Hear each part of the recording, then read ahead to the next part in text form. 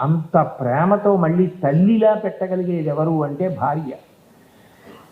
తన కామము ధర్మము చేత ముడిపడేటట్టు చేసి తను అంత క్లిష్టమైన ప్రసవ వేదన పొంది వంశాన్ని నిలబెట్టి ఆయనకు బిడ్డల్నిచ్చేది ఎవరు అంటే పత్ని, భార్య.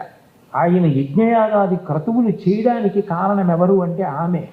తన కడుపున పుట్టిన కూతురైనా కన్యాదానం చెయ్యాలంటే ఆమె లేకపోతే అధికారం లేదు. అంటే ఆయన చేసేటటువంటి సమస్త పుణ్యాలకి కారణం ఎవరు అంటే ఆమె. ఆమె వెళ్ళిపోయిందో ఇహము పరము రెండూ పోయి.